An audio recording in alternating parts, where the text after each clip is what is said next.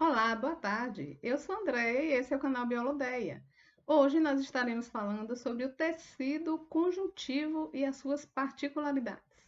O tecido conjuntivo, ele é o tecido que tem maior quantidade do corpo. Ele se distribui por toda a extensão do corpo.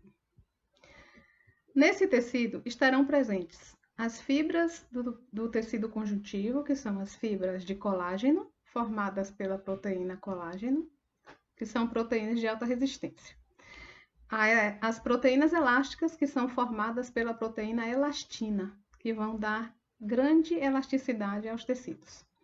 E as fibras reticulares, que possuem espessura reduzida, são formadas pelas proteínas denominadas reticulinas. Os tecidos conjuntivos, eles estão divididos em diversos tecidos.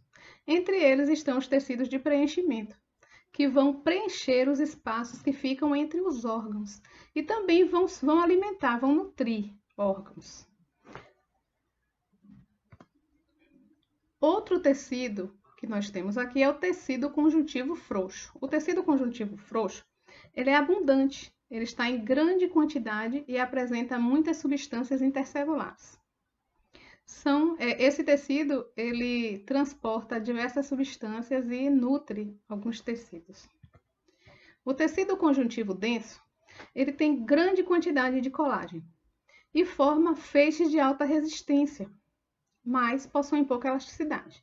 Eles são responsáveis pela formação dos nossos tendões, que junto com os músculos e os ossos são responsáveis pela mobilidade do corpo. O tecido conjuntivo sanguíneo, ele é responsável pela produção do sangue e da linfa. A linfa é a parte líquida do sangue, ela é incolor. E nós vamos ter nesse tecido conjuntivo sanguíneo essas células vermelhas aqui, que são denominadas de hemácias ou glóbulos vermelhos. A quantidade de hemácias dentro do sangue é tão grande que o sangue torna-se vermelho por conta dessas células. Nós vamos ter os leucócitos e nós vamos ter também as plaquetas. O papel das hemácias é o transporte do oxigênio por todo o corpo.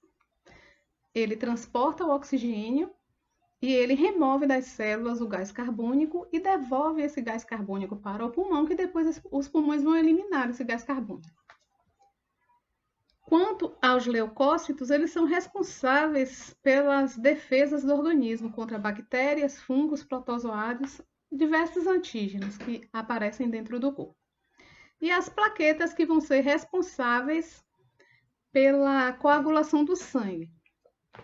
O tecido conjuntivo sanguíneo, ele tem duas variações, o tecido hematopoético mieloide e o tecido hematopoético linfóide.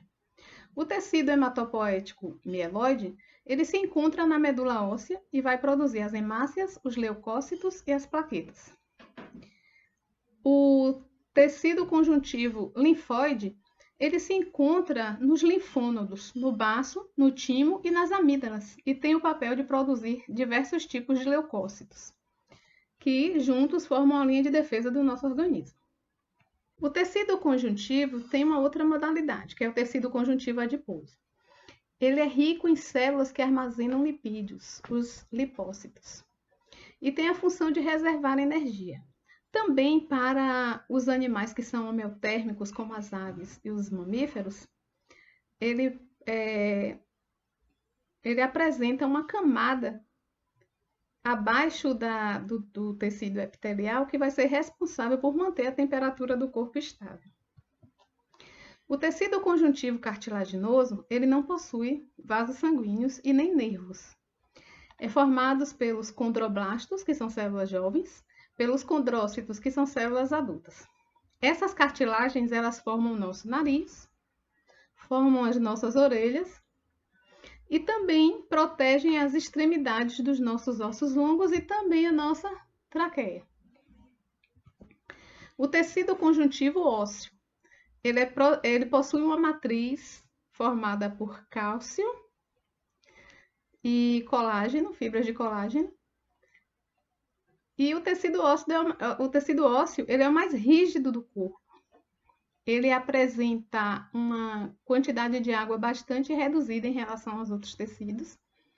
E apresenta as células osteoblastos, que são células ósseas jovens, osteócitos, que são células dos ossos adultas, e osteoclastos, que quando acontece algum acidente com os ossos, são os osteoclastos que vão fazer aquela limpeza, que vão remover o tecido morto para que se forme um novo osso no local. Muito obrigada, foi um prazer estar com vocês. Esses são os tecidos ósseos.